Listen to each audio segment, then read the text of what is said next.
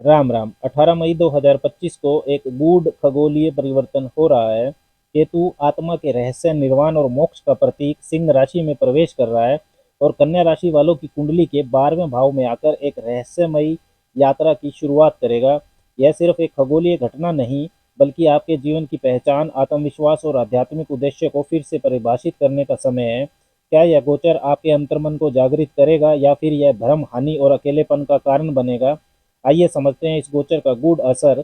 सबसे पहले बात करते हैं कि केतु सिंह राशि में कैसा फल दिखाते हैं। केतु को छाया ग्रह माना जाता है। केतु त्याग, वैराग्य और गहन आध्यात्मिकता का परिचायक है। केतु की ऊर्जा रहस्यमयी, माया व भौतिक जीवन से अलगाव लाने वाली होती है। केतु व्यक्ति को आत्मिक ज्ञान की ओर अग्रसर करता है। आध्यात्मिक उत्थान, संत, योगी, संन्यास, ध्यान लगाना, अवचेतन मन में झांकना, दार्शनिकता, इन सब का कारक केतु होता है। केतु कुंडली के जिस भी भाव में उपस्थित होता है, उस भाव से संबंधित कार्यों में आपने पिछले जीवन में काफी अनुभव लिया था, वहां पर अपना काफी समय और मेहनत को खर्च किया था। केतु की उपस्थिति इस बात का संकेत देती है। इसलिए इस जीवन में उस भाव की चीजों से आप असंतुष्टि महसूस कर सकते हैं, उन चीजों की आलोचना कर सकते हैं। सिंह राशि की बात करें तो यह अग्नि तत्व की स्थिर राशि है, जिसके स्वामी है सूर्य। यह राशि आत्मविश्वास, नेतृत्व अक्षमता और राजसी प्रभाव का प्रतीक मानी जाती है। सिंह राशि का संबंध आत्मा, प्रतिष्ठा, सरकारी कार्यों और आत्म अभिव्यक्ति से होता है। अग्नि तत्व इसे साहस, जोश और जुनून से भरपूर बनाता है, जबकि स्थिर स्वभाव इसे लक्ष्य के प्रति स्थिरता प्रदान करता है। जब केतु सिंह राशि में आता है तो दो शक्तिशाली प्रतीकों का मिलन होता है, आत्मा और मोक्ष का। केतु यहाँ व्यक्ति के अंदर मैं कौन हूँ जैसे प्रश्नों को जागृत करता है। यह स्थिति अहंकार को तोड़ती है और आत्मविश्लेषण की ओर ले जाती है। व्यक्ति को नेतृत्व करने में असमंजस या परेशानी हो सकती है। करियर में दिशा भ्रम, विशेषकर सरकारी कार्यों में संघर्ष बढ़ सकता है। लेकिन गूढ़ विद्याओं, रिसर्च, मनोविज्ञान, गुप्त ज्ञान और ध्यान योग से संबंधित कार्यों में जबरदस्त सफलता मिलने की संभावना रहती है। सिंह राशि में केतु तो सामाजिक संपर्क से कटाव हो सकता है, इसलिए खुद को दूसरों से श्रेष्ठ समझने की भावना से दूर रहें। ध्यान रखें कि यह योग आध्यात्मिक रूप से ऊंचा उठा सकता है, लेकिन भौतिक जीवन में संघर्ष दे सकता है। अब बात करते हैं केतु के सिंह राशि में गोचर के दौरान कन्या राशि वालों पर क्या प्रभाव दिखाई देंगे। कन्या वालों के लिए केतु 12वें भाव में गोचर करेंगे, जो कि वे विदेश, शयन, ध्यान, मोक्ष और अवचेतन मन का कारक होता है। 12वें भाव से केतु की 5वीं दृष्टि रहेगी आपके चतुर्थ भाव पर, जो घर परिवार, सुख और जमीन जायदाद से जुड़ा होता है। छठे भाव पर, जो कि शत्रु रोग ऋण भाव होता है, उस पर 7वीं दृष्टि रहेगी तथा नवम दृष्टि अष्टम भाव पर रहेगी, जो गुप्त चीजों, अचानक बदलाव व ससुराल पक्ष का होता है। 12वें भाव में केतु के गोचर के प्रभावों की बात करें तो यह समय आपको भीतर से बेहद अंतर्मुखी और रहस्य प्रिय बना सकता है। विदेश यात्रा, एकांतवास या किसी आश्रम में समय बिताने की इच्छा हो सकती है। नींद की समस्या, अनजाने भय और अजीब सपने आने की संभावना बढ़ेगी।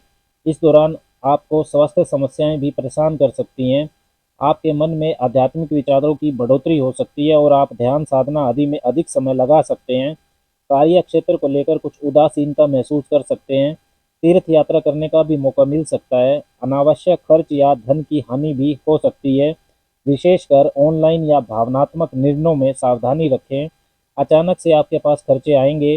वह खर्च ऐसी प्रकृति के होंगे जो आवश्यक होंगे और आपको मजबूरी में करने ही होंगे, लेकिन अचानक से आने से आपकी आर्थिक स्थिति पर बोझ पड़ेगा और आपको यह समझ नहीं आएगा कि इनको नियंत्रण में कैसे लाएं। केतु की 5वीं दृष्टि चतुर्थ भाव पर रहेगी, जिससे पारिवारिक संबंधों में दूरी या ठंडापन आ सकता है।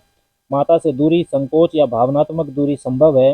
घर या वाहन से जुड़ा कोई पुराना मामला फिर से सक्रिय हो सकता है। आंतरिक शांति की तलाश आपको भौतिक सुखों से अलग कर सकती है। केतु की 7वीं दृष्टि छठे भाव पर रहेगी, जहाँ राहु कुंभ राशि में गोचर करेगा, जिससे आप करियर के मामले में नई रणनीति और चालाकी से व्यवहार करेंगे। नौकरी या रोजगार में गुप्त राजनीति या मानसिक तनाव होना संभव है। छठे भाव में राहु आपको अपने कार्य क्षेत्र में रणनीतिक और स्मार्ट तरीके अपनाने के लिए प्रेरित करेगा।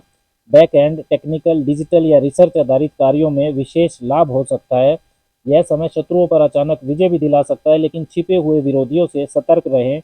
स्वास्थ्य संबंधी कुछ गुप्त समस्याएं उभर सकती हैं, विशेषकर पेट, फेफड़े या ब्लड प्रेशर से जुड़ी समस्याएं।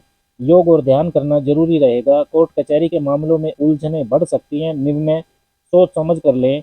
यदि आपने कर्ज लिया हुआ है तो इसे चुकाने के रास्ते निकल सकते हैं।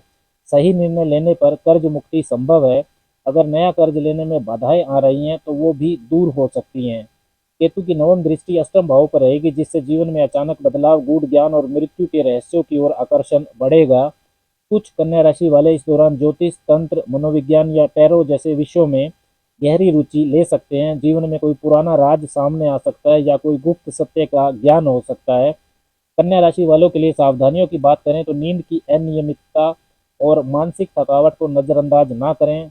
विदेशी निवेश या ऑनलाइन ठगी से बचें, धोखा हो सकता है। पारिवारिक मामलों में संवाद बनाए रखें, मौन दूरी ला सकता है। स्वास्थ्य को लेकर सजग रहें, विशेषकर यदि कोई पुरानी बीमारी हो। अकेलेपन में खोने के बजाय ध्यान साधना और योग का सहारा लें। उपायों की बात करें तो ओम केम केतवे नमः मंत्र का हर रोज जप करें। मंगलवार या शनिवार को किसी भिखारी या साधु को एक से ज्यादा रंग वाला वस्त्र दान करें। हनुमान चालीसा का पाठ विशेष रूप से करें। मंगलवार और शनिवार को रात्रि में ध्यान और धूप दीप करने से मानसिक शांति मिलेगी। अपने शयन कक्ष में तुलसी का पौधा या सफेद चंदन रखें। कन्या राशि वालों के लिए केतु गोचर के निष्कर्ष की बात करें तो केतु का यह गोचर आपको बाहर की दुनिया से काट कर आपके भीतर की गहराइयों से जोड़ने वाला है।